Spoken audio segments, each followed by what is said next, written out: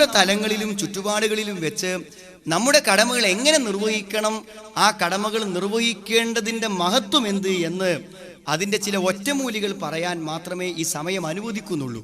ഒരുപക്ഷെ അതുകൊണ്ട് മാത്രം ശ്രദ്ധിച്ച് കേൾക്കുന്നവർക്ക് ജീവിതത്തിൽ അത്തരം ബന്ധങ്ങളിൽ ഒരു പുതിയ പുനർനിർമ്മാണം സാധ്യമാകുമെന്ന് ഞാൻ ഉറച്ചു വിശ്വസിക്കുന്നു. ആ നിലക്കാണ് ആലോചിച്ചും ചിന്തിച്ചും ഈ കാര്യങ്ങൾ ഞാനിവിടെ പറയുന്നത്.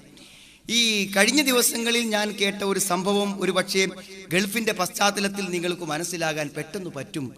രാത്രി മുഴുവൻ കമ്പ്യൂട്ടർ നോക്കി സൈൻ ഔട്ട് ചെയ്യാതെയാണ് ഭർത്താവ് ജോലി സ്ഥലത്തേക്ക് പോയത്. വെറുതെ വന്ന് ഭർത്താവിൻ്റെ പാസ്വേഡ് ഒന്നും അറിയില്ല. വെറുതെ റൂമിൽ കയറി ചെക്ക് ചെയ്തപ്പോൾ അദ്ദേഹം ഒരു പെണ്ണുമായി ചാറ്റ് ചെയ്തതിൻ്റെ മെസ്സേജുകൾ അതിൽ കിടക്കുന്നു. ആ മെസ്സേജുകൾ വായിച്ചെന്ന് മാത്രമല്ല, ആ ഭാര്യ അന്നു തളർന്നു. മാസങ്ങൾ കഴിഞ്ഞ് എനിക്ക് നാട്ടിൽ പോകണമെന്ന് വാശി പിടിച്ചു. നാട്ടിൽ വന്നു. എയർപോർട്ടിൽ സ്വീകരിക്കാൻ വന്ന ഉമ്മ എന്നോട് പറയുന്നു, അവളുടെ ഉമ്മ എന്നോട് പറഞ്ഞത് എന്താണെന്ന് വിചാരിച്ചാൽ, എൻ്റെ കുട്ടിയെ കണ്ടിട്ട് ഞാൻ തിരിച്ചറിഞ്ഞില്ല, കാണാൻ പറ്റാത്ത വിധം അവശയായിരിക്കുന്നു അവൾ എന്നാണ് പറഞ്ഞത്. ആ പ്രശ്നങ്ങൾ അറിഞ്ഞു. ഓഫീസിലേക്ക് അപ്പോൾ തന്നെ അവൾ വിളിച്ചു. കമ്പ്യൂട്ടറിൽ കണ്ട കാഴ്ചകൾ പറഞ്ഞു. ഭർത്താവ് ഓഫീസിൽ നിന്ന് ഓടി വന്നു, അവളുടെ കാൽക്കൽ വീണു, ക്ഷമ ചോദിച്ചു. എല്ലാം സംഭവിച്ചു. ഇനി ഒരിക്കലും ഞാൻ ഫേസ്ബുക്ക് ഉപയോഗിക്കില്ലെന്ന് അയാൾ പറഞ്ഞു. ഒരു നിലക്കും ആവശ്യത്തിന് പോലും ചാറ്റ് ചെയ്യുന്നില്ലെന്ന് പറഞ്ഞു. അതൊക്കെ ഇന്ന് ആ ചെറുപ്പക്കാരൻ പാലിച്ചുകൊണ്ടിരിക്കുന്നു. ഏറ്റവും വലിയ ബന്ധങ്ങൾക്കുള്ള ഭാര്യ ഭർത്തൃ ബന്ധത്തിൻ്റെ ഒറ്റമൂലിയാണ് ഞാൻ പറയുന്നത്. അവൾ പറയുന്ന ഒരു വാക്ക്, എനിക്കൊരു സംശയമേ ഉള്ളൂ, എൻ്റെ ഇക്ക എല്ലാം തിരുത്തിയെന്ന് എനിക്ക് ഉറപ്പാണ്. നല്ലൊരു മാറ്റം ഇക്കക്ക് വന്നിട്ടുണ്ട്. അന്നില്ലാത്ത ചില ജീവിത രീതികൾ അദ്ദേഹം സ്വീകരിച്ചു. അദ്ദേഹത്തിന് താടി ഉണ്ടായിരുന്നില്ല, ഇന്ന് താടി വെച്ചു. ആ തെറ്റ് എൻ്റെ മനസ്സിൽ പെട്ടതോടുകൂടെ അദ്ദേഹം പുതിയൊരു മനുഷ്യനായി. ആ മാറ്റം സത്യസന്ധമാണെന്ന് ഞാൻ ഉൾക്കൊള്ളുന്നു. അവളുടെ ചോദ്യം പ്രസക്തമാണ്. മോളെ, കരളെ എന്നെല്ലാം വിളിക്കാൻ ഒരു അന്യ പെൺകുട്ടിക്ക് പറ്റുമെങ്കിൽ കൂടെ ജീവിക്കുന്ന ഒരു യുവത്വവും നല്ലൊരു പ്രായവും അയാൾക്ക് കാഴ്ചവെച്ചിട്ടും എന്തേ മധുരകരമായ ഒരു വാക്കെന്നോട് പറയാതിരുന്നത്? അതിനൊരു മറുപടി കണ്ടെത്തേണ്ടതുണ്ട്. സഹോദരങ്ങളെ, ഇവിടെയാണ് എനിക്ക് പറയാനുള്ള ഏറ്റവും പ്രസക്തമായ കാര്യം. ഒരു ഭാര്യ എൻ്റെ കൂടെ ഉണ്ടെങ്കിൽ ആ യുവതിയുടെ എല്ലാ ആഗ്രഹങ്ങളും നിറവേറ്റേണ്ട ഒരു കടമ എനിക്കുണ്ട്. അവൾക്ക് വൈകാരികമായൊരു സ്പർശനം ഞാനേ നൽകൂ. അത് ഞാൻ നൽകിയില്ലെങ്കിൽ അവൾക്ക് ഈ ജീവിതത്തിൽ അത് ലഭ്യമല്ല. നാം തിരിച്ചറിയണം. സ്നേഹത്തിന്റെ ഒരു വാക്ക് പറയാൻ ഞാനേ ഉള്ളൂ. അത് ഞാൻ പറഞ്ഞില്ലെങ്കിൽ ഒരു അന്യ ആണിനോട് അവൾക്ക് അങ്ങനെ ഒരു ആവശ്യം ഉന്നയിക്കാൻ അവകാശമില്ല. അവളുടെ ശാരീരികവും മാനസികവുമായ ആവശ്യങ്ങൾ നിറവേറ്റാൻ ഭർത്താവായി ഞാനേ ഉള്ളൂ. അതുകൊണ്ട് ഒരു 40 കൊല്ലം എനിക്ക് എൻ്റെ അടുക്കൽ കിട്ടുന്ന ഒരു യുവതിയുടെ ജീവിതം, ഒരു യുവതിയുടെ ശരീരം, ഒരു യുവതിയുടെ സ്വപ്നങ്ങൾ, എല്ലാറ്റിലും എനിക്കെന്തു നിർവഹിക്കാൻ പറ്റുമോ അത് ഞാൻ നിർവഹിച്ചിരിക്കണം. നിർവഹിച്ചില്ലെങ്കിൽ സഹോദരങ്ങളെ, അതിന് സ്വതന്ത്രമായി അനുഭവിക്കാനുള്ള അനുഭവങ്ങളെയും ആസ്വാദനങ്ങളെയും നല്ലൊരു ദാമ്പത്യത്തെയും തടസ്സപ്പെടുത്തിയവനായി തീരില്ലേ ഞാൻ? ഒരു നല്ല ഭർത്താവിൽ നിന്നും ഒരു നല്ല പുരുഷനിൽ നിന്നും കിട്ടേണ്ട സ്നേഹപരമായ ഒരവസ്ഥ അവൾക്ക് ഇപ്പൊ സഹോദരങ്ങളെ, ഞാൻ പറഞ്ഞു വന്നത്, ഒരു ദാമ്പത്യ ജീവിത കാലഘട്ടങ്ങളിൽ നമുക്ക് കിട്ടുന്ന ഒരു കാലഘട്ടത്തിൽ ഒരു പെണ്ണ് നമ്മളെ കൂടെ കഴിയാണ്.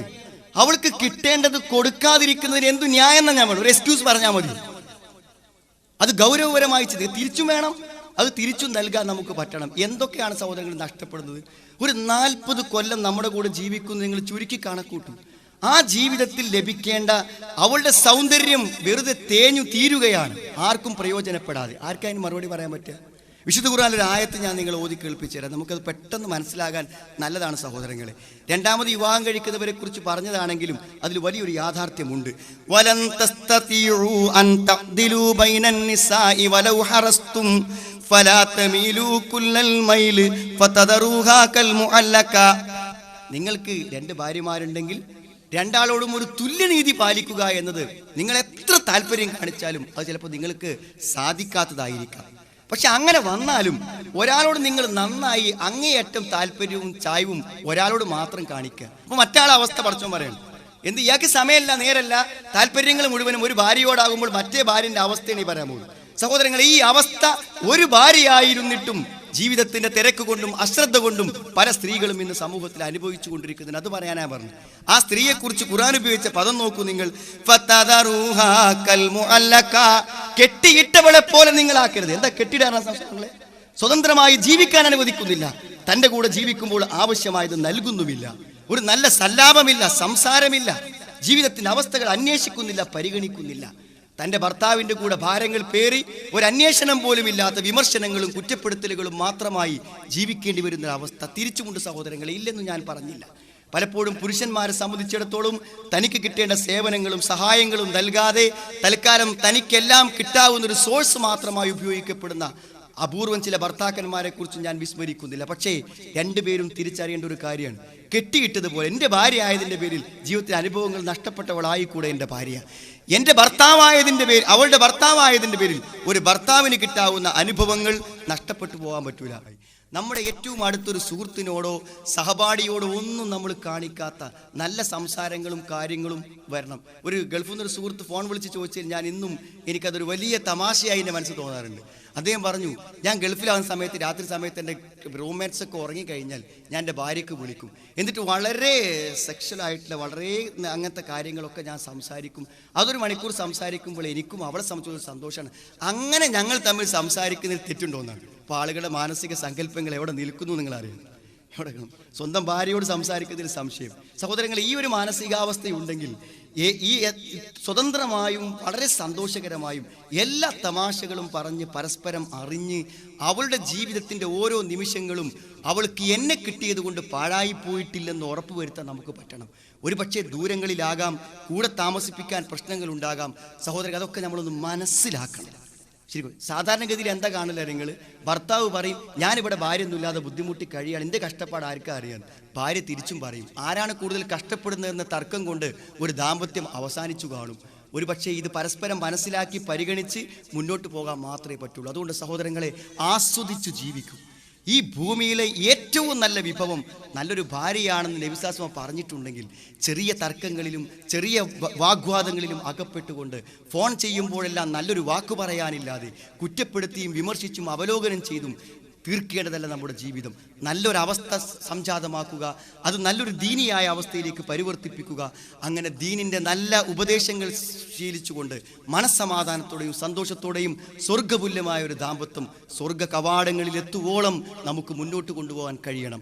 പരസ്പരം മനസ്സിലാക്കിയും അറിഞ്ഞും ആസ്വദിച്ചു ജീവിക്കാൻ എന്നെ കാത്തിരിക്കുന്ന ഒരുവളുണ്ടെന്നും എന്നെ കാത്തിരിക്കുന്ന ഒരുത്തനുണ്ടെന്നും തിരിച്ചറിഞ്ഞ് പരസ്പരം മനസ്സിലാക്കി ജീവിക്കണമെന്നാണ് ഞാൻ പറഞ്ഞത്. അതിന് തിരക്കൊരു കാരണം പറഞ്ഞാൽ തൽക്കാലം രക്ഷപ്പെടില്ല സഹോദരങ്ങളെ. ഞാൻ ഗൾഫിലാണെന്ന കാരണം അതിന് പരിഹാരമല്ല, ഞാൻ കടത്തിലാണെന്ന കാരണം അതിന് പരിഹാരമല്ല. കാരണങ്ങൾക്കപ്പുറം ആവശ്യങ്ങൾ നിർവഹിച്ച് നമ്മൾ മനസ്സിലാക്കി മുന്നോട്ട് പോകലാണ് ഏറ്റവും ആവശ്യം. ഒരു പക്ഷേ ദാമ്പത്യ ബന്ധത്തെക്കുറിച്ച് നമുക്ക് ഈ വാക്കുകളിൽ അവസാനിപ്പിക്കാം. അതോടൊപ്പം ബന്ധങ്ങളിൽ ഏറ്റവും വലിയ ബന്ധമാണ് സഹോദരങ്ങളെ മാതാപിതാക്കളോട്. മാതാപിതാക്കളുടെ ബന്ധത്തെക്കുറിച്ച് വായിക്കാൻ ശ്രമിച്ചപ്പോൾ ഇന്നും ഞാൻ വായിച്ചൊരു സംഭവമുണ്ട്. ഒരു ലേഡി ഡോക്ടർ ആ സ്ത്രീയെ സന്ദർശിക്കാൻ വേണ്ടി വന്ന ഒരു മകൻ ഉമ്മയെയും കൂട്ടി വന്നിരിക്കുകയാണ് ആ സ്ത്രീയെ കാണാൻ. ഗൾഫിൽ എവിടെയോടെയാണ് ആ ഡോക്ടർ തന്നെയാണ് ആ കഥ പറയുന്നത്. എന്നിട്ട് ആ മോൻ ആ ഉമ്മയെ കൊണ്ടുവരുന്നത് പറയാണ്. ഒരു ചെറിയ കുട്ടിയെ കൊണ്ടുവരുന്ന പോലെ കയ്യിൽ പിടിച്ച് വളരെ സ്നേഹത്തോടുകൂടെ ചിരിച്ച് നടക്കാൻ അല്പം മടി കാണിക്കുമ്പോഴും വളരെ ക്ഷമയോടുകൂടെ കൊണ്ടുവന്ന് മുന്നിലിരുത്തി.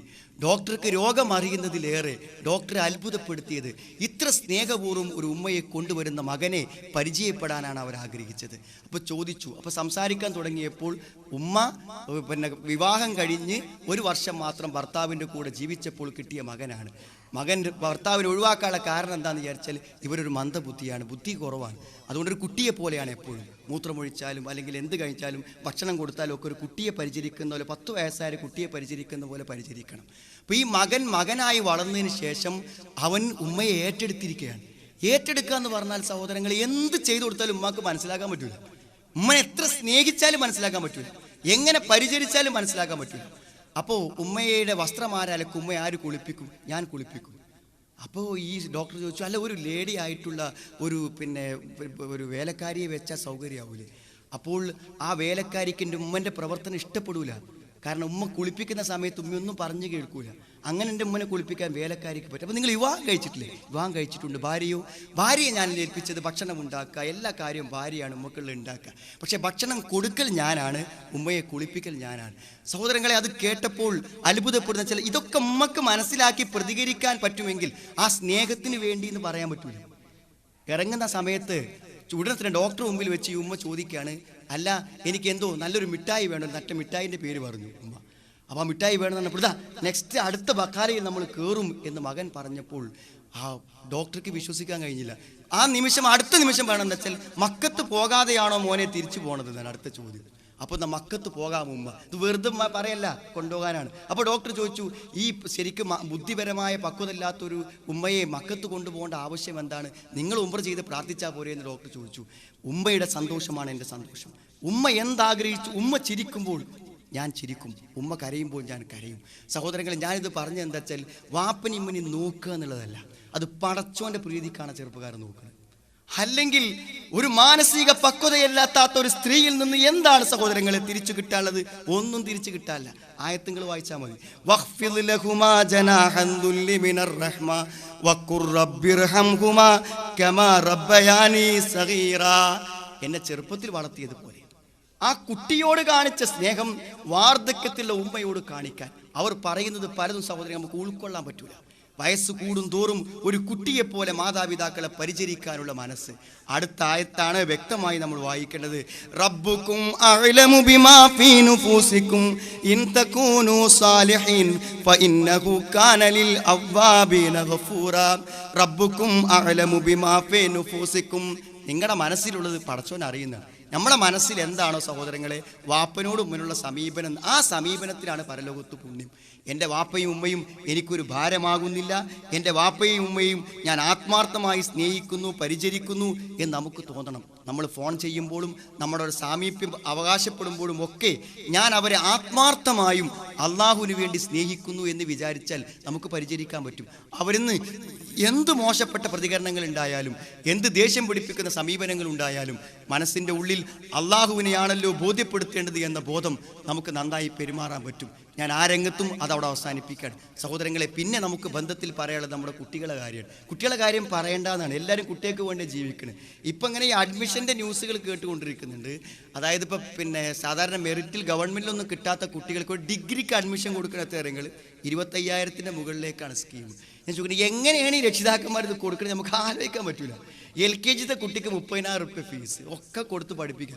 എനിക്ക് തോന്നുന്നത് എന്താ വെച്ചാൽ ഗൾഫിൽ നിന്നൊക്കെ ഉള്ള നമ്മുടെ സഹോദരന്മാരുടെ സുഹൃത്തുക്കളുടെയും പണത്തിൻ്റെ വലിയൊരു ഭാഗം വീട്ടിലും അതിനേക്കാളും വലിയൊരു തുക കുട്ടികൾക്കും വേണ്ടി ചെലവഴിക്കുന്നതാണ്. സഹോദരങ്ങളെ, എന്താണ് അനന്തര ഫലം?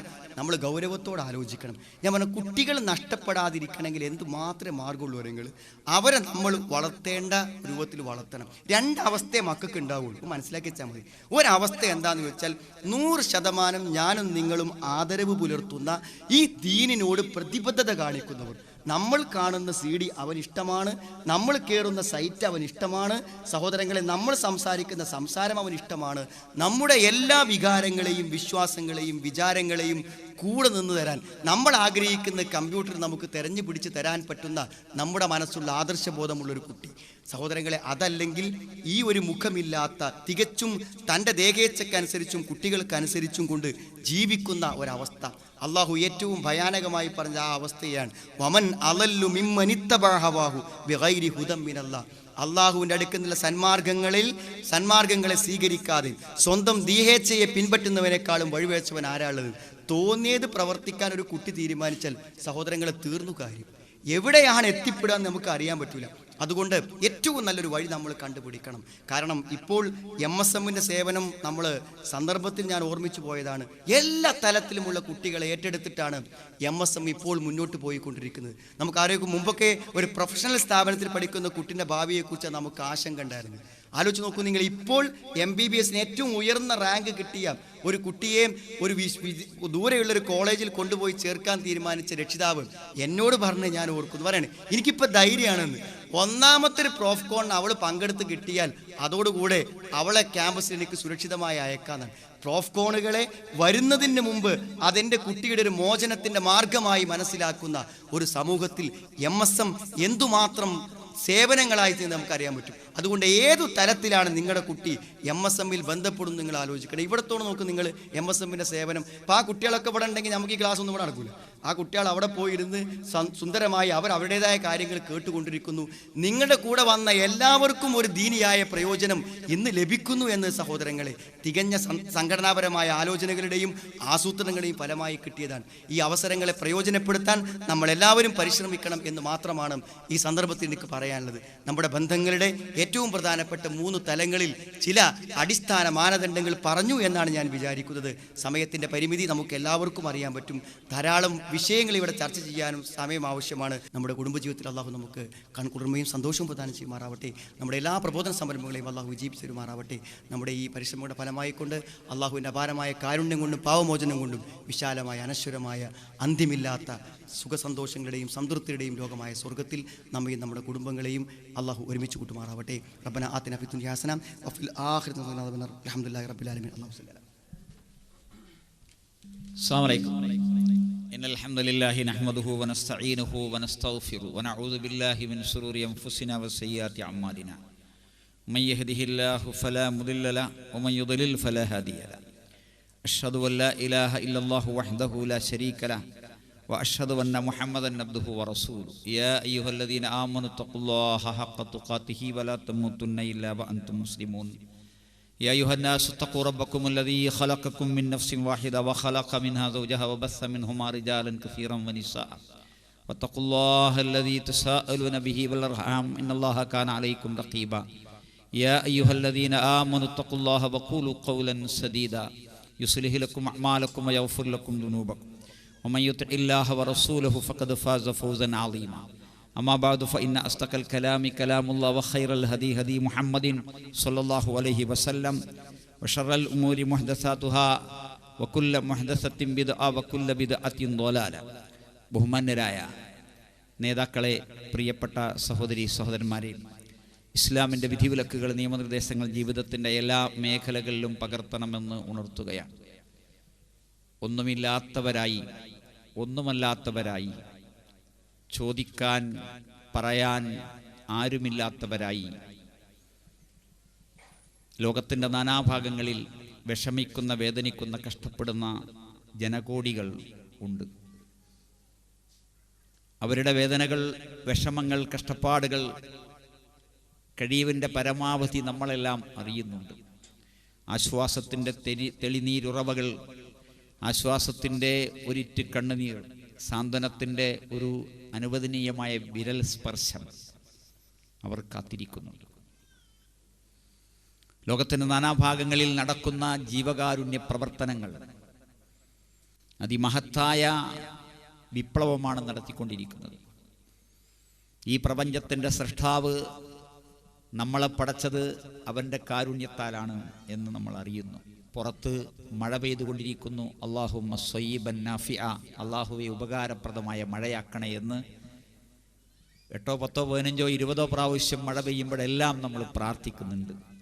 അവൻ്റെ കരുണയും ദയയും വാത്സല്യവും മാത്രമാണ് നമ്മുടെ വായുവിൻ്റെ, വെള്ളത്തിൻ്റെ, ഭക്ഷണത്തിൻ്റെ, ഈ പ്രപഞ്ചത്തിൻ്റെ മുഴുവൻ ഉറവിടം.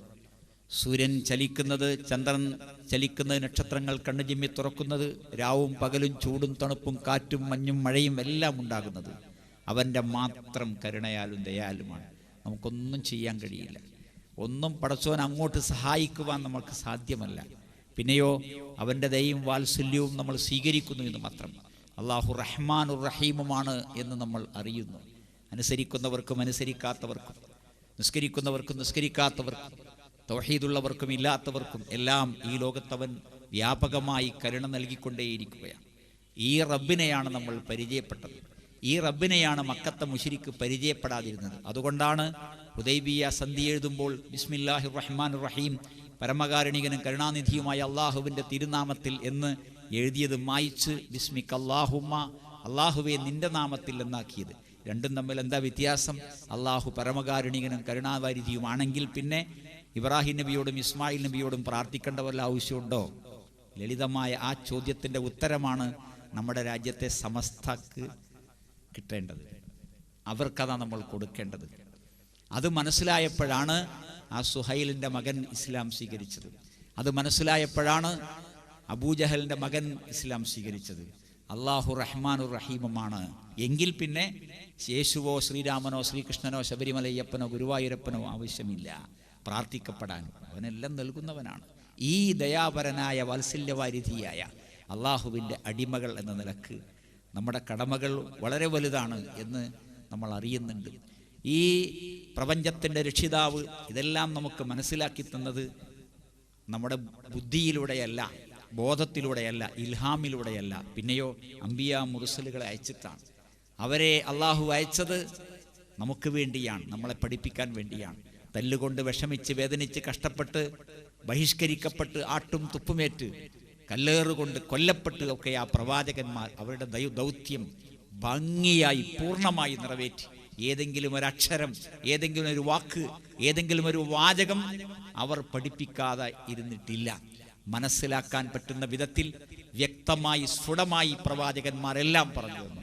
അതിൻ്റെ സൗകര്യത്തിലും സൗന്ദര്യത്തിലുമാണ് നമ്മൾ ഇപ്പോൾ ജീവിക്കുന്നത്. ഇസ്ലാമിൻ്റെ വിശാലമായ പുരയിടത്തിലേക്ക് കടന്നു വന്ന് വിശാലമായ ഗേറ്റ് തുറന്ന് വളരെ സുന്ദരമായ വാതിൽകൾ പ്രവേശിച്ച് ഉള്ളിൽ പ്രവേശിച്ചതിൻ്റെ തണുപ്പിലും തണലിലുമാണ് നമ്മൾ ജീവിക്കുന്നത്. എത്ര നന്ദി പറഞ്ഞാലും അള്ളാഹുവിന് നന്ദി കാണിച്ചാലും മതിയാവില്ല.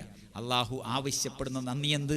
സൂറത്തു ദാരിയാത്ത് 56-57 ആയത്തുകളിൽ അള്ളാഹു പറഞ്ഞിട്ടുണ്ട്, വമാ ഖലഖ്തുൽ ജിന്ന വൽ ഇൻസ ഇല്ലാ ലിയഅ്ബുദൂൻ. ഇബാദത്ത് എനിക്ക് മാത്രം ചെയ്യണം, അതിനാണ് ജിന്നിനെയും മനുഷ്യനെയും പടച്ചത്. മാ ഉരീദു മിൻഹും മിൻ റിസ്ഖിൻ, അവരിൽ ഞാൻ യാതൊരു നന്ദിയും ഭക്ഷണവും ആഗ്രഹിക്കുന്നില്ല. അവരിൽ നിന്ന് ഭക്ഷണം ആഗ്രഹിക്കുന്നില്ല. അവരെനിക്ക് വെച്ചുണ്ടാക്കി വേവിച്ച് തിളപ്പിച്ച് തണുപ്പിച്ച് ചൂടാറ്റി കറകളഞ്ഞ് തൊലികളഞ്ഞ് ബിംബങ്ങൾക്ക്, ജാറങ്ങൾക്ക്, ദർഗകൾക്ക്, മക്കാമുകൾക്ക് കൊടുക്കുന്ന പോലെ എനിക്ക് തരണ്ട അള്ളാഹു ആവശ്യപ്പെട്ടു. പിന്നെ എന്താണ് ഇബാദത്ത്? അള്ളാഹുവിന് ചെയ്യണം. അതാണ് അള്ളാഹു ആവശ്യപ്പെട്ടത്. ഈ കരുണ നമുക്ക് തിരിച്ചു കൊടുക്കണം. ഏറ്റവും വലിയ കാരുണ്യം അള്ളാഹു നമുക്ക് നൽകിയത് ഇഖ്റ വറബ്ബുക്കൽ അക്രം അല്ലദീ അല്ലമ ബിൽ ഖലം അല്ലമൽ ഇൻസാന മാ ലം യഅലം. അതല്ലേ ഈ വിദ്യാഭ്യാസം? ഏത് വിദ്യാഭ്യാസം? ഇഖ്റ ബിസ്മി റബ്ബിക്കല്ലദീ ഖലഖ്, സൃഷ്ടിച്ച റബ്ബിൻ്റെ നാമത്തിലെ വിദ്യാഭ്യാസം. അതുകൊണ്ടാണ് നമ്മൾ ഇസ്ലാമായത്. അതുകൊണ്ടാണ് തൗഹീദ് കിട്ടിയത്, സുന്നത്ത് കിട്ടിയത്. അതുകൊണ്ടാണ് സലഫുസ്സാലിഹിൻ്റെ പാത മനസ്സിലായത്. സലഫുസ്സാലിഹിൻ്റെ പാത മനസ്സിലാകാതെ ഖുർആനും സുന്നത്തും കയ്യിൽ കിട്ടിയിട്ട് അത് പൊട്ടിക്കാനോ, അത് പൊട്ടിച്ചതിൻ്റെ വെള്ളം കുടിക്കുവാനോ, അതിൻ്റെ മധുരം നുകരാനോ സാധിക്കാത്ത എത്രയോ ആൾക്കാരുണ്ട്. ഖുർആനും സുന്നത്തും കയ്യിൽ കിട്ടിയിട്ട് സലഫുസ്സാലിഹിൻ്റെ രീതിയിൽ അത് ഉപയോഗിക്കുവാൻ കഴിയാത്തവരുണ്ട്, ഖുർആനും സുന്നത്തും കിട്ടാത്തവരുണ്ട്, അല്ലേ? അതിന് പകരം നമുക്ക് ഇഖ്റ ബിസ്മി റബ്ബിക്കല്ലദീ ഖലഖ്, ആ റബ്ബിൻ്റെ അനുഗ്രഹം നമുക്ക് ലഭിച്ചു. നമുക്കത് തിരിച്ചു കൊടുക്കണം. അതാണ് ഏറ്റവും പ്രധാനപ്പെട്ട കാര്യം. മുഹമ്മദ് നബി സല്ലല്ലാഹു അലൈഹി വസല്ലമയെ അല്ലാഹു അയച്ചത് വമാ അർസൽനാക ഇല്ലാ റഹ്മത്തൽ ലിൽ ആലമീൻ. സൂറത്തു അംബിയായിലെ 107-ാമത്തെ ആയത്തിൽ അല്ലാഹു പറഞ്ഞു, ലോക ജനതയ്ക്ക് മുഴുവൻ കരുണയായിട്ടാണ് അയച്ചത്. എന്താണ് ആ കാരുണ്യം? രാവും പകലുമില്ലാതെ, ക്ഷീണം വകവെക്കാതെ, വിമർശനങ്ങളും എതിർപ്പുകളും കല്ലേറും കൂക്കുവിളിയും ഒന്നും മുഖത്തിന് വാട്ടം വരുത്താതെ, ശബ്ദത്തിന് തകർച്ചയോ തളർച്ചയോ പതർച്ചയോ വരുത്താതെ നബി സല്ലല്ലാഹു അലൈഹി വസല്ലമ നടത്തിയ ധീരവീരമായ പോരാട്ടം, സഹാബത്ത് നടത്തിയ ധീരവീരമായ പോരാട്ടം, അതാണ് ഇനിയും എന്നും മരണം വരെയും നമുക്ക് നിർവഹിക്കേണ്ടത്. കരുണയുണ്ടോ, ദയാവാത്സല്യമുണ്ടോ? ശിർക്ക് ചെയ്യുന്നവർ രക്ഷപ്പെടണമെന്ന് ആഗ്രഹിക്കണം, കുഫറുള്ളവർ രക്ഷപ്പെടണമെന്ന് ആഗ്രഹിക്കണം, നിസ്കരിക്കാത്തവർ രക്ഷപ്പെടണം. എങ്ങനെ? അവരെ ഈ കാര്യങ്ങൾ പഠിപ്പിച്ചുകൊണ്ട് അനിസ്ലാമികമായ വേഷം, അനിസ്ലാമികമായ സംസ്കാരം, അതിൽ നിന്ന് അവരെ രക്ഷപ്പെടുത്തണം. അതിന് ശരിയായ പ്രബോധന പ്രവർത്തനം നമ്മൾ നിർവഹിക്കണം. അത് കാരുണ്യത്തിൻ്റെ ഏറ്റവും വലിയ വശമാണ്. ജീവകാരുണ്യ പ്രവർത്തനത്തിൻ്റെ ഏറ്റവും പ്രധാനപ്പെട്ട കാര്യമാണ്. നമ്മുടെ സമീപനങ്ങൾ ഇതാ ലോകത്ത് വലിയൊരു വിപ്ലവത്തിന് നായകത്വം വഹിച്ച ഗാന്ധിജിയെ കൊന്നത് ആ മതത്തിൻ്റെ അനുയായി തന്നെയാണ്, അല്ലേ? ആണ്. നമ്മൾ ഇവിടെ കാലുഷ്യത്തിൻ്റെ, കലാപത്തിൻ്റെ, വിപ്ലവ അട്ടിമറിയുടെ, പോരാട്ടത്തിൻ്റെ ചരിത്രമല്ല കുറിച്ചിട്ടുള്ളത്, മറിച്ച് സ്നേഹസമ്പൂർണമായ ശുശ്രൂഷയുടെ ചരിത്രമാണ്. എങ്കിൽ നമ്മൾ സമാധാനപരമായി ഈ രാജ്യത്ത് ഇനിയും കൂടുതൽ പ്രവർത്തനം നടത്തേണ്ടതുണ്ട്. എല്ലാ തീവ്രവാദത്തിൻ്റെ വശങ്ങളെയും, ഭീകരപ്രവർത്തനത്തിൻ്റെ എല്ലാ വശങ്ങളെയും, സാമുദായികതയുടെ പേരിലുള്ള എല്ലാവിധ അമിതമായ ആവേശത്തെയും തള്ളിക്കളഞ്ഞുകൊണ്ട് തികച്ചും സ്നേഹപൂർണമായ കരുണയോടുകൂടി നമുക്ക് ജനങ്ങളെ ഇനിയും സമീപിക്കേണ്ടതുണ്ട്. പ്രബോധന പ്രവർത്തനം ഏറ്റവും പ്രധാനപ്പെട്ട ഭാഗമാണ്. രണ്ടാമതായി നമ്മുടെ സഹജീവികൾക്കുള്ള ഭൗതികമായ ആവശ്യങ്ങൾ, ഒന്നാമത്തെ ഈ ആവശ്യം നിറവേറ്റി കൊടുക്കുന്നതോട് കൂടി തന്നെ രണ്ടാമതായി അവരുടെ ഭൗതികമായ ആവശ്യങ്ങൾ നിറവേറ്റി കൊടുക്കാൻ നമ്മൾ ശ്രമിച്ചു കൊണ്ടിരിക്കുന്നു. ഗൾഫ് മലയാളികളോട് അത് പ്രസംഗിക്കേണ്ട ആവശ്യമേ ഉദിക്കുന്നില്ല. എങ്കിലും ഒരു കാര്യം വ്യക്തമാണ്, ഹറാമായ നിഷിദ്ധമായ പണമായി, പണ്ടമായി, പറമ്പായി, അറയായി, വിസയായി, ജോലി വാഗ്ദാനമായി സ്ത്രീധനം കൊടുക്കുമ്പോൾ അത് കരുണയാണ് എന്ന് തെറ്റിദ്ധരിക്കണ്ട. അത് ക്രൂരതയാണ്. കാരണം അത് നിഷിദ്ധമാണ്. അവനവൻ്റെ ശരീരത്തോട്, അവനവൻ്റെ സമ്പത്തിനോട്, അവനവൻ്റെ മതത്തോട്, അവനവൻ്റെ ജീവകാരുണ്യ ബോധത്തോട് ചെയ്യുന്ന അതിക്രമമാണ് സ്ത്രീധനം കൊടുക്കുന്നത്. സ്ത്രീധനം കൊടുക്കാൻ സഹായിക്കുന്നത്, പുകവലിക്കാൻ സഹായിക്കുന്നത് ഗൾഫിൽ നിന്ന് പണ്ട് 3-5 കൊണ്ടുവരാറുണ്ടായിരുന്നു. ഇപ്പം അതല്ല. എങ്കിൽ തന്നെയും അവനവൻ്റെ ശരീരത്തിന് ഉപകരിക്കാത്ത, മതത്തിനുപകരിക്കാത്ത TV സംസ്കാരമായാലും സിനിമയോ ഗാനമേളയോ ഒപ്പനയോ ആയാലും ശരി, അതിന് സഹായിക്കുന്നത്, അനാവശ്യമായ ടൂറുകൾ സംഘടിപ്പിക്കുന്നത്, ഗൾഫിൽ നിന്ന് വന്നതാണ്, കുറച്ച് ലീവുള്ളതാണ്, അവർക്ക് തെണ്ടി നടക്കാമെന്ന് വിചാരിച്ച് തെണ്ടി നടക്കുന്നത്, അത് കരുണയാണ്, ദയയാണ്, വാത്സല്യമാണ് എന്ന് തെറ്റിദ്ധരിക്കരുത്. പുരുഷനെ സഹായിക്കാനാണ് ഇസ്ലാം പഠിപ്പിച്ചിട്ടുള്ളത് കല്യാണവുമായി രംഗത്ത്. അതുകൊണ്ട് നമ്മുടെ ജീവകാരുണ്യ പ്രവർത്തനം വഴി മാറരുത്. പണം കൊടുത്ത്, പണി കൊടുത്ത്, തുണി കൊടുത്ത്, വസ്ത്രം കൊടുത്ത്, വീടുണ്ടാക്കി കൊടുത്ത്, കിണർ കുഴിച്ചിട്ട് അത് മതപരിവർത്തനത്തിനുള്ള മാർഗം മാറ്റുക എന്ന ക്രൈസ്തവ മിഷണറിയുടെ സിദ്ധാന്തം നമ്മുടെ ചെറുപ്പക്കാർ സ്വീകരിച്ചപ്പോഴാണ് നമുക്ക് അവരെ മാറ്റി നിർത്തേണ്ടി വന്നത്. ആ ചിന്താഗതി ഇപ്പോഴും അപകടകരമായി തന്നെ നിലനിൽക്കുന്നുണ്ട്. നമ്മുടെ കൂട്ടത്തിൽ നിന്ന് ഒരിക്കലും അങ്ങനെ ഉണ്ടാകാൻ പാടില്ല. പക്ഷേ ജീവകാരുണ്യ പ്രവർത്തനം സജീവമായി നിലനിൽക്കുകയും വേണം. അപ്പോൾ സഹജീവികളുടെ ഭൗതികമായ ആവശ്യങ്ങൾക്ക് മുൻഗണന നൽകുന്നു. മൂന്നാമതായി ഈ പ്രകൃതിയിലെ വെള്ളത്തോട് നമ്മൾ കരുണ കാണിക്കണം. ഒരു മുദ്ദുകൊണ്ട്, ഒരു കോരൽ വെള്ളം കൊണ്ട് വധുവെടുത്ത നബി സല്ലല്ലാഹു അലൈഹി വസല്ലമയെ, 4 കോരൽ കൊണ്ട് കുളിച്ച നബി സല്ലല്ലാഹു അലൈഹി വസല്ലമയെ നമ്മൾ പരിചയപ്പെട്ടേ തീരൂ. എത്രയോ ലിറ്റർ, ഗ്യാലൻ കണക്കിന് വെള്ളം ദിവസവും അനാവശ്യമായി ഒഴുകിപ്പോകുന്നു. അത് മറ്റുള്ളവരുടെ കുടിക്കാനുള്ള വെള്ളമാണ്, കുളിക്കാനുള്ള വെള്ളമാണ്, കൃഷിക്കുള്ള വെള്ളമാണ്. അതുകൊണ്ട് ഏതവസ്ഥയിലും വെള്ളം അമിതമായി ഉപയോഗിക്കരുത്. ഭക്ഷണം ഒരു വറ്റ് പോലും നിലത്ത് വിടരുത്. ഒരു വറ്റ് നിലത്ത് വീണാൽ 700 കോടി ആളുകളും അങ്ങനെ ചെയ്താൽ 700 കോടി വറ്റ് നിലത്ത് വീണു. എത്ര കോടി ആളുകൾക്ക് തിന്നാൻ പറ്റും? ഒരു ചപ്പാത്തി നമ്മൾ ഉപയോഗിക്കുന്നത് കുറച്ചാൽ 700 കോടി ചപ്പാത്തി ബാക്കിയായി. ഒരു ഗ്ലാസ് ചായ ഉപയോഗിക്കുന്നത് ഒരു ദിവസം കുറച്ചാൽ ഒരു ദിവസം 700 കോടി ചായയാണ് ബാക്കിയാവുന്നത്. അപ്പോൾ ഭക്ഷണം വിരൽ നക്കി തുടക്കുവാനും പാത്രം തൊടിച്ചു തുടക്കുവാനും പഠിപ്പിച്ച നബി സല്ലല്ലാഹു അലൈഹി വസല്ലമയെ നമ്മൾ അപ്പടി അനുകരിച്ചേ മതിയാവൂ. ആവശ്യത്തിന് മാത്രം വിളമ്പണം. നബി സല്ലല്ലാഹു അലൈഹി വസല്ലം പഠിപ്പിച്ച പോലെ ഭക്ഷണം 1/3 വെള്ളം 1/3, ബാക്കി 1/3 ശ്വാസം കഴിക്കാൻ വിടുക. സുന്നത്ത് നോമ്പുകൾ അനുഷ്ഠിക്കുന്ന സത്യവിശ്വാസികളെ സംബന്ധിച്ചിടത്തോളം ഏറ്റവും ചുരുങ്ങിയ ഭക്ഷണം കൊണ്ട് മരണം വരെ ജീവിക്കുവാൻ സാധിക്കുന്ന മാർഗമാണുള്ളത്. അള്ളാഹു നമ്മളെ അനുഗ്രഹിക്കുമാറാകട്ടെ. റമളാനിലേക്ക് കാലെടുത്ത് വെക്കുമ്പോൾ കഴിഞ്ഞ റമളാനിൽ നിന്ന് വ്യത്യസ്തമായി ഈ റമളാനിലെങ്കിലും ഇൻഷാ അള്ളാഹ് ഭക്ഷണം കുറച്ചു, ചെലവ് കുറച്ചു എന്ന അവസ്ഥക്ക് ഉണ്ടാകണം എന്ന് നമ്മൾ തീരുമാനിക്കണം. അത് വസ്ത്രത്തിൻ്റെ രംഗത്തും വീടിൻ്റെ രംഗത്തും നമ്മുടെ സൗന്ദര്യ സംവർദ്ധക വസ്തുക്കൾ ഉപയോഗിക്കുന്ന രംഗത്തുമെല്ലാം അല്ലേ. കൺമഷി, സുറുമ എന്നത് കളറില്ലാത്ത സുഖം കിട്ടുന്ന, തണുപ്പ് കിട്ടുന്ന ഒരു നല്ല കാര്യമാണ്. കൺമഷി മറ്റുള്ളവർക്ക് കാണാൻ വേണ്ടി പെൺകുട്ടികൾ തേക്കുമ്പോൾ ആർക്കാ ഉപകാരം? ഈ ആൾക്കൊരു ഉപകാരവുമില്ല. അതുപോലെ ഒരുപാട് കാര്യങ്ങളുടെ സൗന്ദര്യ സംവർദ്ധക വസ്തുക്കൾ അവനവനെങ്കിലും ഉപകാരം വേണം. വസ്ത്രത്തിൻ്റെ കൂമ്പാരങ്ങൾ വീടുകളിൽ ഉണ്ടായിക്കൊണ്ടിരിക്കുന്നു. അതുപോലെ വീടെന്തിനാ? ബൈത്തുൻ യസ്കുനുഹു, തന്നെ ഒതുക്കുന്ന വീട്, തനിക്ക് കിടന്നുറങ്ങാനുള്ളതാണ്, ആള് കാണാനുള്ളതല്ല. അത് ഷോ കേസോ ഷോവാളോ അല്ല നമുക്ക് ആവശ്യം. വീട് നിർമ്മാണ രംഗത്ത് വമ്പിച്ച മത്സരങ്ങൾ നബി സല്ലല്ലാഹു അലൈഹി വസല്ലം അന്ത്യനാളിൻ്റെ അടയാളമായി പഠിപ്പിച്ച കാര്യമാണത്. എന്തായിരുന്നാലും ശരി, വീടുണ്ടാക്കിയ 99% ആളുകളും ഖേദിച്ചിട്ടേ ഉള്ളൂ. അപ്പം തന്നെ പറയും, എന്താ ചെയ്യുക, ഭാര്യ അങ്ങനെയായിപ്പോയി, എഞ്ചിനീയർ അങ്ങനെയാണ് പറഞ്ഞത്, എൻ്റെ ചങ്ങാതി പറ്റിച്ചതാണ്. 10 കൊല്ലം കഴിഞ്ഞാൽ പിന്നെ ഊരവേദനയും നടുവേദനയും മുട്ടുവേദനയൊക്കെയുമായിട്ട് അങ്ങനെ വരണ്ട് വിണ്ട് കീറി പൊടി പിടിച്ച് കിടക്കുന്ന റൂമുകളാണ് കാണുന്നത്. അതുകൊണ്ട് ഏതെങ്കിലും ഒരു കാലഘട്ടത്തിൽ ഏതാനും ദിവസങ്ങൾക്ക് വേണ്ടി വീടുണ്ടാക്കുമ്പോൾ ശ്രദ്ധിക്കുക, ആവശ്യത്തിന് അത്യാവശ്യത്തിനുള്ള വീട്. ഇങ്ങനെ നമ്മുടെ സമ്പത്ത്, അള്ളാഹു നൽകിയ സമ്പത്ത് നല്ല വഴിക്ക് തിരിച്ചുവിടാൻ ഉപകരിക്കുന്നു. അതോടൊപ്പം കണക്ക് അള്ളാഹുവിൻ്റെ മുമ്പിൽ ബോധിപ്പിക്കാൻ കഴിയാതെ പതറേണ്ട ചിതറേണ്ട ഒരാവശ്യം ഖിയാമത്ത് നാളിൽ വരികയുമില്ല. ഏതൊരവസരത്തിലും അത് പ്രത്യേകമായി ശ്രദ്ധിക്കണം എന്ന് ഓർപ്പിക്കുന്നു. അള്ളാഹു സുബ്ഹാനഹു വ തആല നമ്മളെ അനുഗ്രഹിക്കുമാറാകട്ടെ. അള്ളാഹുവേ, ദയാപരനായ അള്ളാഹുവേ, ഞങ്ങളെ നീ ഇരു ലോകത്തും അനുഗ്രഹിക്കുമാറാകണേ. എല്ലാവരെയും ഒരുമിച്ച് കൂട്ടുന്ന നാളിൽ, ഖിയാമത്ത് നാളിൽ പടച്ചവനെ നിന്റെ പ്രവാചകന്മാരും ശുഹദാവും സാലിഹുകളും സിദ്ദീഖുമാരുമെല്ലാം ഒരുമിച്ച് കൂടുന്ന നാളിൽ പടച്ചവനെ ഈ പാവങ്ങളായ ദുർബലരായ ആളുകളെ നിന്റെ കരുണയും കടാക്ഷവും കൊണ്ട് അനുഗ്രഹിക്കുമാറാകണേ. ഭീകരമായ നരകശിക്ഷയിൽ നിന്ന് നാഥ ഞങ്ങളെ നിരീക്ഷിക്കുമാറാകണേ. ഞങ്ങളുടെ നാവിലൂടെ ഈ ലോകത്തുള്ള എല്ലാ മനുഷ്യന്മാർക്കും അല്ലാഹു ഹിദായത്ത് പ്രദാനം ചെയ്തു കൊടുക്കുമാറാകണേ.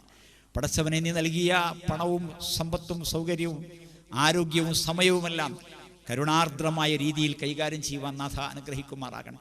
ഹലാലായ മാർഗത്തിൽ സമ്പാദിച്ച സമ്പത്ത് അള്ളാഹുവെ ഹറാമായ മാർഗത്തിലൂടെ പോകാതിരിക്കുവാൻ തൗഫീഖ് നൽകണേ നാഥ. സമയവും സൗകര്യവുമെല്ലാം നല്ല രീതിയിൽ ഉപയോഗിക്കുവാൻ അനുഗ്രഹിക്കണേ നാഥ. അള്ളാഹുവെ നിന്റെ ദീൻ പഠിപ്പിക്കുന്ന ഇസ്ലാമിക സ്ഥാപനങ്ങളെ വളർത്തുവാനും ഉയർത്തുവാനും സ്നേഹിക്കുവാനും ഞങ്ങൾക്ക് നീ തൗഫീഖ് നൽകുമാറാകണം. കുടുംബങ്ങളിലേക്ക് മടങ്ങിച്ചെന്ന് ഭാര്യാഭർത്താക്കന്മാരും മാതാപിതാക്കളും മക്കളുമെല്ലാം കരുണയോടുകൂടി ദയയോടുകൂടി വാത്സല്യത്തോടുകൂടി ജീവിക്കുന്ന ഒരവസ്ഥാവിശേഷം നാഥ നൽകുമാറാകണേ. റബ്ബനാ അത്തിനാ ഫിദ്ദുനിയാ ഹസന വഫിൽ ആഖിറതി ഹസനതൻ വഖിനാ അദാബന്നാർ വൽഹംദുലില്ലാഹി റബ്ബിൽ ആലമീൻ വസല്ലല്ലാഹു അലാ ഖാതമിൽ അംബിയാ വൽ മുർസലീൻ. അസ്സലാമു അലൈക്കും വറഹ്മത്തുള്ളാഹി. അൽഹംദുലില്ലാഹ് വസ്സലാത്തു വസ്സലാമു അലാ റസൂലിൽ അമീൻ വഅലാ ആലിഹി വസഹബിഹി അജ്മഈൻ. പ്രിയപ്പെട്ട രക്ഷിതാക്കളെ, നമ്മുടെ പ്രസ്ഥാനത്തിൻ്റെ നേതാക്കളെ, മറ്റ് പ്രിയപ്പെട്ട സുഹൃത്തുക്കളെ, എൻ്റെ വിഷയം നിങ്ങൾക്ക് കാണാം, റിമോട്ട് പാരൻറ്റിങ് എന്നതാണ്. പിന്നെ പഠനവുമായി ബന്ധപ്പെട്ട, ജോലിയുമായി ബന്ധപ്പെട്ട ചെറിയൊരു കാര്യം കൂടി ഞാൻ രണ്ടും കൂടി ഒന്ന് വളരെ ചെറിയ സമയം കൊണ്ട് നിങ്ങളുടെ മുമ്പിൽ ഒരു ചിന്തക്കുള്ളൊരു കാര്യം മാത്രം, സമയം വളരെ കുറവായതുകൊണ്ട്. നമ്മുടെ ഗൾഫ് മലയാളികൾ അല്ലെങ്കിൽ പ്രവാസികൾ സാമ്പത്തികമായിട്ട് ഏറെ വളരെ മുന്നിൽ നിൽക്കുന്നു. മിക്ക ആളുകളും കുടുംബത്തിൻ്റെ കുട്ടികളുടെ കാര്യം എടുത്താൽ കഷ്ടമാണ്. ഞാൻ ഇന്നലെ അതിൻ്റെ മുമ്പത്തെ ആഴ്ചയൊക്കെ നോബൽ പബ്ലിക് സ്കൂളിൽ പാരൻറ്റിങ് ക്ലാസ് എടുത്തു. ഒരുപാട് ആളുകൾ അവിടെ കുട്ടികളുടെ പ്രശ്നവുമായിട്ട് മുന്നിലേക്ക് വരുന്നു. മിക്കവരും ഗൾഫ് മലയാളികളുടെ മക്കളാണ്. അപ്പോൾ ആദ്യം ഞാൻ ഈ സെഷൻ തുടങ്ങുന്നതിന് മുമ്പ് എല്ലാറ്റിലും വലുത് നമ്മുടെ ജീവിതമാണ് എന്നൊരു ബോധം നമ്മുടെ പാരൻസിന് ഉണ്ടാവണം എന്ന് ഓർമ്മിപ്പിക്കുന്നു. ഇനി ഞാൻ കാര്യത്തിലേക്ക് കിടക്കാം. നമ്മുടെ ഏറ്റവും പ്രധാനപ്പെട്ട അനുഗ്രഹങ്ങൾ, ഖുർആൻ, പരിശുദ്ധ ഖുർആൻ എടുത്തു പറഞ്ഞ ഒരുപാട് അനുഗ്രഹങ്ങൾ, അനവധി നിരവധി നിഅമത്തുകൾ പടച്ച റബ്ബ് നമുക്ക് തന്നു. അതിൽപ്പെട്ട ഏറ്റവും പ്രധാനപ്പെട്ട അനുഗ്രഹമാണ് സന്താനങ്ങൾ. ഏറ്റവും പ്രധാനപ്പെട്ട അനുഗ്രഹം. ഒരു കുട്ടിയില്ലാത്ത ആളുകൾ കോടിക്കണക്കിന് ലക്ഷക്കണക്കിന് രൂപ ചെലവാക്കുന്നു. നമ്മുടെ കോഴിക്കോട് ജില്ലയിലും മറ്റു സ്ഥലങ്ങളിലുമൊക്കെ ഇൻഫെർട്ടിലിറ്റി ക്ലിനിക്കുകളും മറ്റുമൊക്കെ വരുന്നു. ഒരു കുട്ടിയെ കിട്ടാൻ അവർ ഒരുപാട് പ്രാർത്ഥനകളുമായി ഒരുപാട് പണം ചെലവാക്കുന്നു. കുട്ടി നമുക്ക് സന്താനങ്ങൾ കൊണ്ട് നമ്മൾ അനുഗ്രഹിക്കപ്പെട്ടു, അൽഹംദുലില്ലാ. പക്ഷേ ഈ സന്താനത്തെക്കുറിച്ച്, നിഅമത്തുകളെക്കുറിച്ച് ഒരുപാട് സ്ഥലങ്ങളിൽ ഖുർആനും നബി സല്ലല്ലാഹു അലൈഹി വസല്ലമയും ഒക്കെ വാചാലമായി.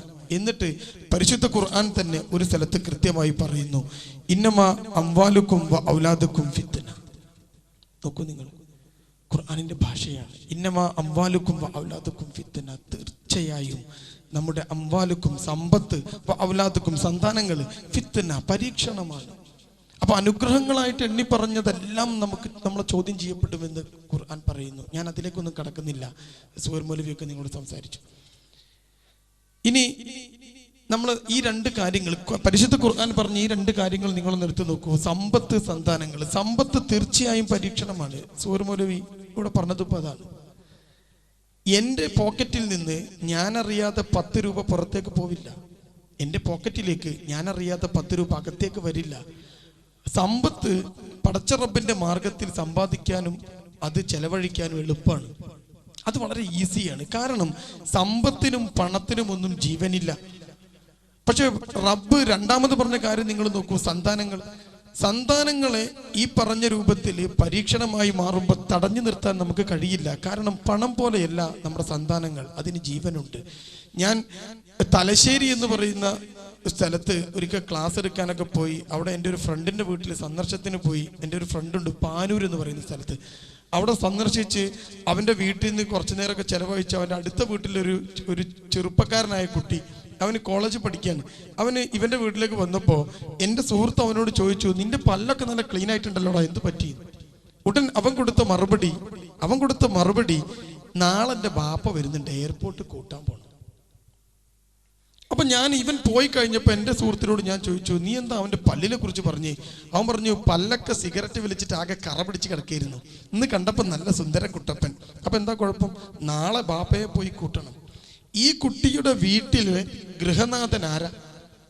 17 വയസ്സുള്ള ഈ കുട്ടിയാ. നിങ്ങൾ ആലോചിക്കണം, ഇവന്റെ ഉമ്മയെ നിയന്ത്രിക്കേണ്ടത് ആരാ? 17 വയസ്സുള്ള ഈ കുട്ടിയാ. ബാപ്പ ഗൾഫിലാണ്, ബാപ്പാന്റെ കാര്യങ്ങളൊക്കെ ഇവനാ ചെയ്യുന്നത്. അപ്പൊ ഇവനെ നിയന്ത്രിക്കേണ്ടത് ആരാ? റിമോട്ട് കൺട്രോളിലൂടെ നമ്മുടെ ബാപ്പ. ഈ ബാപ്പയോ ഉമ്മ വിളിച്ചു പറഞ്ഞു ബാപ്പയോട്, മോന് അല്ലെങ്കിൽ മോള് 24 മണിക്കൂറും ഫേസ്ബുക്കും തുറന്നു വെച്ചിരിക്കുക. ബാപ്പ സന്തോഷിച്ചു, നല്ല കുട്ടി, ബുക്കിന്റെ മുമ്പിലാണല്ലോ. നിങ്ങളൊന്ന് ആലോചിച്ച് നോക്കണം. ഇവിടെയാണ് ഈ റിമോട്ട് പാരന്റിങ്ങിന്റെ പ്രശ്നങ്ങളിലേക്ക് നമ്മൾ വരുന്നത്. ഈ തലശ്ശേരിയിൽ നിന്ന് തന്നെ കൗൺസിലിങ്ങിന് വന്ന ഒരു ഉമ്മ എന്നെ വിളിക്കുന്നത് 22 വയസ്സുള്ള ഒരു യുവാവാണ്. അവൻ വിളിച്ചിട്ട് എന്നോട് പറയുന്നു, ഉമ്മക്ക് ചില പ്രശ്നങ്ങളുണ്ട്, ബാപ്പയുമായിട്ട് ആകെ പ്രശ്നമാണ്, ഇതാണ് പ്രശ്നം. ഞാൻ പറഞ്ഞു, ഉമ്മ വെറുതെ ഇങ്ങനെ നടക്കും, പ്രശ്നങ്ങളൊക്കെ ഉണ്ടാക്കുന്നുണ്ട്, ഞാൻ ഉമ്മയും കുട്ടി അങ്ങ് വരാം. ഉമ്മയെ കുട്ടി വന്നു. ഞാനും വിചാരിച്ചു ഒരു പിഴച്ച പെണ്ണിനെ പോലെയാണ് ഉമ്മയെക്കുറിച്ച് അവൻ സംസാരിച്ചത്. ഇവനൊക്കെ വന്ന്, ഈ ഉമ്മ വന്നു, നല്ല പർദ്ദയൊക്കെ ഇട്ട് മത്തയൊക്കെ ഇട്ട് സുന്ദരമായി, അതിന് മാത്രം പ്രായമൊന്നുമില്ല, ഒരു 40-45 വയസ്സുള്ള ഒരു പെണ്ണ് വന്ന് കാര്യങ്ങളൊക്കെ സംസാരിച്ചപ്പോൾ ഈ പെണ്ണ് പറയുന്നത്, ഈ മോന്റെ മുമ്പിൽ വെച്ചിട്ടാണ് സംസാരിക്കുന്നത്. മോന്റെ മുമ്പിൽ വെച്ച് പറഞ്ഞത്, എനിക്ക് കുറേ കാര്യങ്ങൾ, ബാപ്പക്ക് കുറെ ദുശീലങ്ങളുണ്ട്. അപ്പൊ ഞാൻ ഈ മോനോട് ചോദിച്ചു, നിനക്കറിയോ? നീ ഉമ്മ മോന്റെ മുമ്പിൽ വെച്ച് പറയണ്ടല്ലോ, ബാപ്പന്റെ ദുശീലങ്ങൾ നിനക്കറിയോ എന്ന് മോനോട് ചോദിച്ചു. ഉമ്മ പറയുന്നത് നീ മോൻ കേൾക്കണ്ടല്ലോ. അപ്പോ മോൻ പറഞ്ഞു, കുറച്ചൊക്കെ അറിയാം. നീ കുറച്ചൊക്കെ അറിയുന്നത് പറ, എന്നാ ഉമ്മയോട് നമുക്ക് ചോദിക്കാതൊക്കെ ഉണ്ടോ. ബാപ്പ തിരിയൊക്കെ ഒരു വാട്ടീസിന്റെ ആളാണ്, ഗൾഫുകാരനാണ്. പിന്നെ ബാക്കി കാര്യങ്ങളൊക്കെ ഉമ്മ പറഞ്ഞു, ഒരു റക്കായത്ത് മൂപ്പര് നിസ്കരിക്കൂല, നോമ്പ് നോക്കൂല, മുസ്ലിമിന്റെ പേരോട് കൂടി ജീവിക്കുന്ന ഒരാൾ. പക്ഷേ ഇവന്റെ ഈ ഉമ്മയുമായുള്ള പ്രശ്നങ്ങളൊക്കെ പരിഹരിക്കപ്പെടേണ്ടത് ഈ മോന. കാരണം ബാപ്പയുടെ കാര്യങ്ങളൊക്കെ നോക്കി നടത്തുന്നത്, നാട്ടിൽ നോക്കി നടത്തുന്നത് മോന. നിങ്ങൾ നോക്കൂ, ബാപ്പ ഉണ്ടാക്കിയിട്ട ബിൽഡിങ്ങുകൾക്ക് പണം പിരിക്കാൻ പോകുന്ന 16-17 വയസ്സുള്ള കുട്ടികളെ ഞാൻ കണ്ടിട്ടുണ്ട്. ആ പണം കൃത്യമായി പിരിച്ച് അവന്റെ കയ്യിലാണ് ഈ പണം മുഴുവനുള്ളത്. നശിച്ചു പോവാൻ, പ്രശ്നത്തിലേക്ക് പോവാൻ ഇതിലും നല്ലൊരു ചാൻസ് വേറെ ഏതാ? ഇവിടെയാണ് നമ്മൾ റിമോട്ട് പാരന്റിങ്ങിനെ കുറിച്ച് ചർച്ച ചെയ്യേണ്ടത്. അപ്പൊ നമ്മുടെ അനുഗ്രഹമായ സന്താനങ്ങൾ ഒരു പരീക്ഷണമായിട്ട് നമുക്ക് മാറിപ്പോകും. നിങ്ങൾ നോക്കൂ, എപ്പോഴും ഈ സന്താനങ്ങൾ നമ്മൾ ശ്രദ്ധിക്കണം. നിങ്ങൾക്ക് പത്രത്തിൽ വന്നൊരു വാർത്ത കാണാം. ഇത് എടക്കരയിൽ നിന്നുള്ള വാർത്തയാണ്. മൊബൈൽ കടയിൽ കവർച്ച നടത്തിയതിന് പിടിക്കപ്പെട്ടത് +1 വിദ്യാർത്ഥി. ഓക്കെ, നമ്മളെ കാലത്ത്, ഞാനൊക്കെ പഠിച്ചിരുന്ന കാലത്ത്, നിങ്ങളൊക്കെ പഠിച്ചിരുന്ന കാലത്ത് പണക്കാരായ മാതാപിതാക്കളും ദരിദ്രരായ കുട്ടികളുമായിരുന്നു സ്കൂളിൽ ഉണ്ടായിരുന്നത്. എൻ്റെ ഉപ്പ ഒരു ഗവൺമെന്റ് ഉദ്യോഗസ്ഥരായിരുന്നു, മാഷായിരുന്നു. ഉപ്പാന്റെ കയ്യിൽ അന്നൊക്കെ പണമുണ്ട്. പക്ഷേ ദരിദ്രനായിരുന്നു ഞാനൊക്കെ. ഒരു സ്കൂളിൽ പോയിട്ട് ഒരു 25 പൈസയുടെ ഐസ് വാങ്ങിയിട്ട് തിന്നാൻ നമ്മുടെ കയ്യിൽ പണമില്ല. ഇന്നത്തെ തലമുറ നിങ്ങൾ എടുത്തു നോക്കിയേ, മാതാപിതാക്കളൊക്കെ ദരിദ്രരാ, കുട്ടികളോ. നമ്മുടെ ഉപ്പാന്റെ കയ്യിലുള്ള ഫോണിന്റെ വില 3000 രൂപയാ, കുട്ടിന്റെ കയ്യിലോ സാംസങ്ങിന്റെ ഫോൺ മാത്രമേ ഉണ്ടാവുള്ളൂ. കുട്ടികളൊക്കെ പണക്കാരാ, ബാപ്പൊക്കെ എത്തിങ്ങാനില്ല. നിങ്ങൾ നോക്കണം, കാലം മാറിപ്പോവാണ്. എല്ലാറ്റിൻ്റെയും വിലയറിയുന്ന മക്കൾ, ഒന്നിന്റെയും മൂല്യമറിയാത്ത മക്കൾ. നിങ്ങൾ നോക്ക്, കാലഘട്ടം മാറിപ്പോയി. എല്ലാറ്റിൻ്റെയും വില മക്കൾക്ക് അറിയാം. നിങ്ങൾ ചോദിച്ചു നോക്കുക അവരോട്, കാറിനൊക്കെ എന്താ വില കൃത്യമായിട്ട് പറയും. ഏത് ഓപ്ഷനാണ് വേണ്ടത്, അതിന്റെ വില പറയും. മൂല്യമറിയില്ല മക്കൾക്ക്. എന്നാൽ നമ്മുടെയൊക്കെ കാലത്ത് മൂല്യമറിയാമായിരുന്നു മക്കൾക്ക്, വില അറിയില്ല. നമുക്കൊന്നും വലിയ വില ഒന്നും അറിയില്ല, മൂല്യം അറിയാമായിരുന്നു. ഉമ്മയുടെ മൂല്യം എന്തെന്നറിയാത്ത മക്കൾ. നോക്കിയേ, ഫേസ്ബുക്കിൽ മക്കളൊക്കെ ഇരിക്കുന്നത് അവിടെയാ, ഫേസ്ബുക്കിന്റെ മുമ്പിൽ, കമ്പ്യൂട്ടറുകൾക്ക് മുമ്പിൽ. ആരത് വാങ്ങിക്കൊടുത്തത്?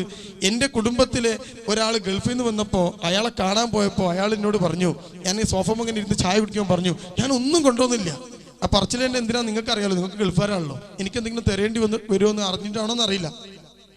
ഞാൻ പറഞ്ഞു വളരെ നന്നായി, ഒന്നും കൊണ്ടുവരേണ്ട, എല്ലാം ഇപ്പോൾ ഇവിടെ കിട്ടും നമ്മുടെ നാട്ടിൽ. ഞാൻ ആകെ 2 കാര്യമാണ് കൊണ്ടുവന്നത്. ഞാൻ പറഞ്ഞു അതെന്താ കൊണ്ടുവന്നത്? ഒരു LCD TV-യും പിന്നെ ഒരു ലാപ്ടോപ്പും. ഞാൻ പറഞ്ഞു അതെന്തിനാ കൊണ്ടുവന്നത്?